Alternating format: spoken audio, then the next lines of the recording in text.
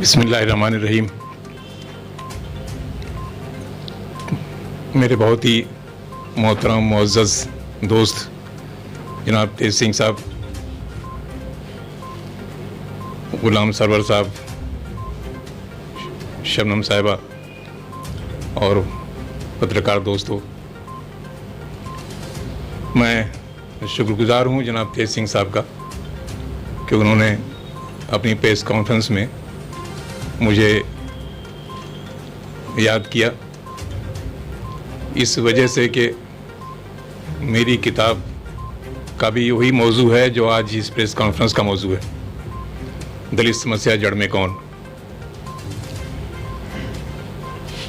ये किताब मैंने 95 में लिखी थी और किताब लिखने के लिए मैं मजबूर हुआ, इसलिए कि उस वक्त मुल्क में एक बहुत बड़ा झूठ बोला गया था, बहुत बड़ा झूठ। वो ये था कि दलित समस्या की पैदावार में, इसको पैदा करने में मुसलमानों का हाथ है और छूत छात इस्लाम की देन है।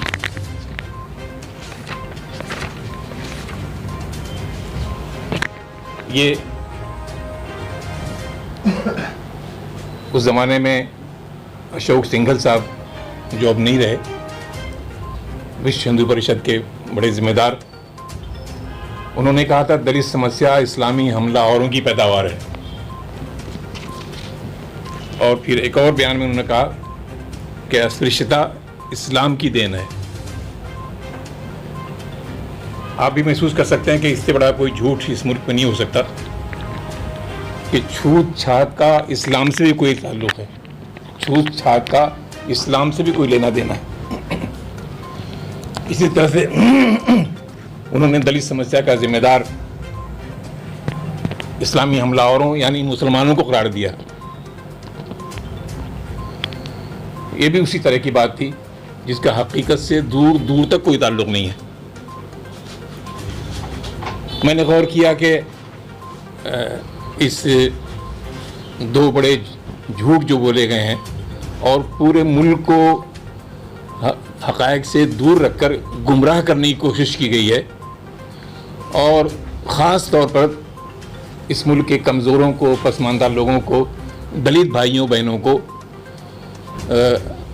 एक बड़े झूठ से आशना करके उनको गुमराह करने की जो चेष्टा की गई है। तो ज़रूरत है कि हकीकत क्या है इन मसलों की, ये सामने लाई जाए। मैं खुदा का शुक्र अदा करता हूँ कि ये तकरीबन 300 पेज की किताब में मैंने अपना कोई सेंटेंस नहीं लिखा है। मेहनत मैंने की है, रातों को जाग जाग कर एक लंबी मुद्दत में किताब मैंने लिखी, और इस पूरी किताब में हिंदुस्तान के बड़े मुफक्किर, राइटर्स, स्पीकर्स, पॉलिटिशियंस की जो किताबें हैं उनके हवाले जमा किए हैं।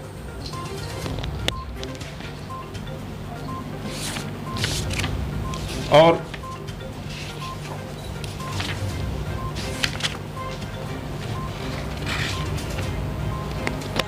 इन हवालों के ज़रिए मैंने ये बताया है,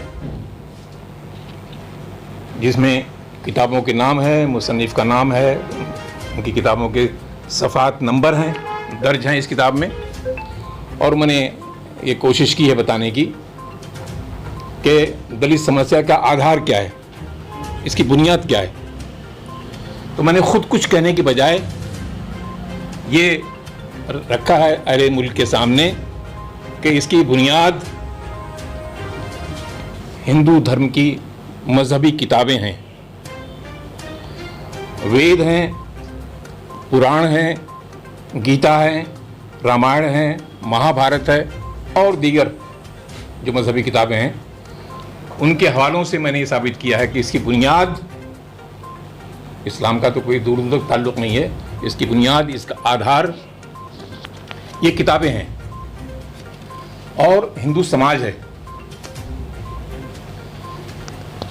जिसने बुनियाद रखी। जैसे हमारे दोस्त तेज सिंह साहब ने कहा कि इस मुल्क में बाहर से आने वाले कुछ लोगों ने इस मुल्क पर अपनी सत्ता कायम करने के लिए इस मुल्क के जो उस वक्त के मौजूद लोग थे उन पर जुल्म सितम का सिलसिला शुरू किया और अल्टीमेटली इस मुल्क के हुक्मरान बन गए वो। मैंने फिर ये बताया है हवालों के ज़रिए ही किताबों के कि आपने बुनियाद रखी दलित समस्या की इन किताबों ने, और फिर उस बुनियाद पर जो तबका आपने एक पैदा किया, आज हम उसे तबके को दलित कहते हैं, इससे पहले हरिजन कहते थे और उससे पहले अछूत कहते थे और उससे पहले जो कहते थे वो कहते हुए शर्म आती है, दास, गुलाम वगैरह वगैरह। तो मैंने ये कोशिश की बताने की कि उनको अधिकार क्या दिए। आपने अलग किया उन्हें, एक तबका बनाया, एक सोसाइटी बनाई अलग लोग जातियों की, और उनको अधिकार क्या दिया। तो ये किताब ये बताती है कि उनको कोई अधिकार नहीं दिया, यहाँ तक कि उनको जीने का अधिकार भी नहीं दिया और कोई सामाजिक अधिकार, कोई और हक उन्हें कोई हक नहीं दिया। अगर ये किताब आप पढ़ेंगे और देखेंगे कि जो चीज़ें बयान हुई हैं तो मुझे यकीन है कि आपकी आंखों में आंसू आए बगैर नहीं रहेगा कि इंसानों के साथ इंसानों ने क्या सलूक किया। और फिर मैंने ये बताया है कि अधिकार नहीं दिया और फिर उनके साथ दमन किया, जुल्म किया, ज्यादती किया, अत्याचार किया और उसकी हद कर दी और उसका सिलसिला हजारों साल से आज तक जारी है। इसका जिक्र हमारे भाई ने भी किया। कोई दिन ऐसा नहीं गुजरता, आप अखबार देखें, रेडियो देखें, टेलीविज़न देखें, सोशल मीडिया पर आप देखें कि ऐसी दर्दनाक कहानियाँ आपके सामने आती हैं कि जिन्हें आज भी सुनकर और देखकर और पढ़कर सिवाय रंज और अफसोस के कुछ नहीं होता कि वो सिलसिला आज भी हज़ारों साल के बाद ख़त्म नहीं हो रहा है। तमाम तर वादों के बावजूद, तमाम तर दावों के बावजूद, कॉन्स्टिट्यूशनल राइट्स के बावजूद वगैरह वगैरह। फिर दलित तबके में जो इस जुल्म अत्याचार का जो दर्द पैदा हुआ, उस दर्द को मैंने जमा कर दिया है। वो दर्द अगर आप देखेंगे, पढ़ेंगे तो वो आप भी उस दर्द में गिरफ्तार हुए बगैर नहीं रह सकेंगे। कितना जुल्म, कितना अत्याचार हुआ है। अत्याचार की एक लंबी का फहरिस्त मैंने इस किताब में दी है। हमें आज आप और हम अगर सुने तो हमें यकीन नहीं होगा कि ये भी हुआ दलितों के साथ पूना शहर में कि उन्हें, क्योंकि वो दलित थे, अनटचेबल थे,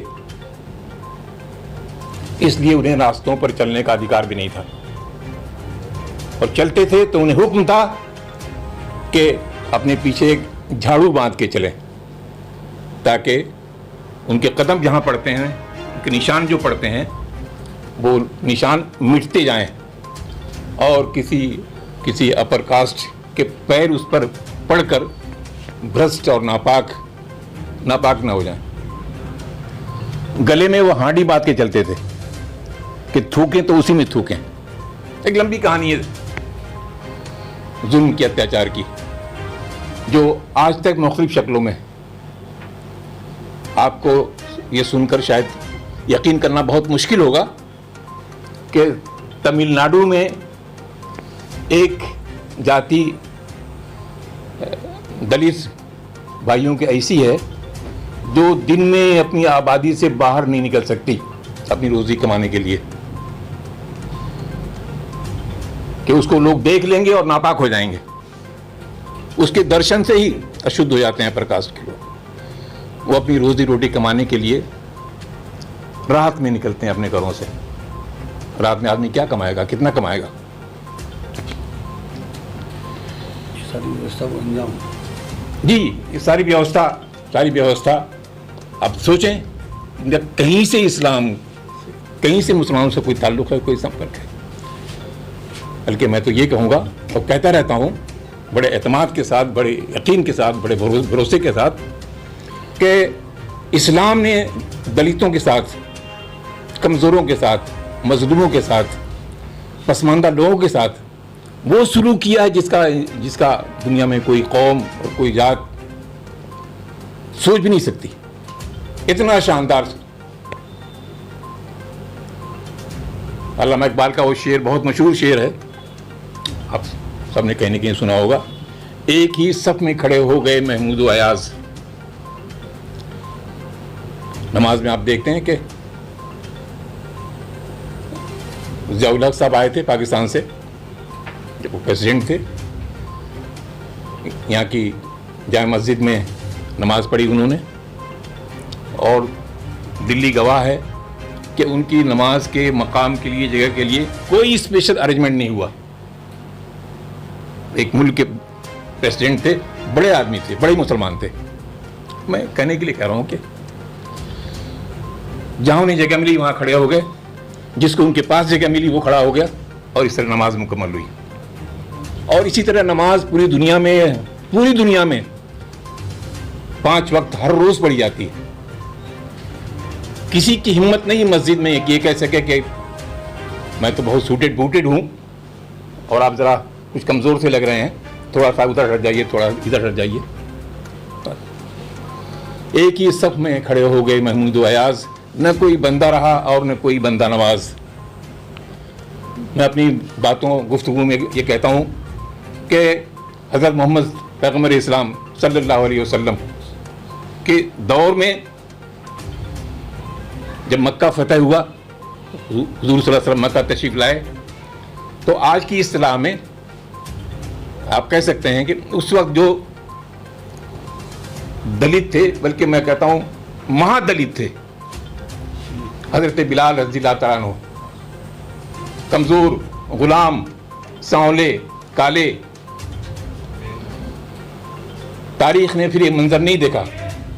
हुजूर ने कहा, बिलाल चढ़ जाओ खाने काबा की छत पर, खाने काबा की छत पर चढ़ जाओ और अल्लाह की किबरियाई बयान करो, ला इलाहा इल्लल्लाह मोहम्मद रसूलुल्लाह। और ये हुआ। हज़रत उमर रज़ियल्लाहु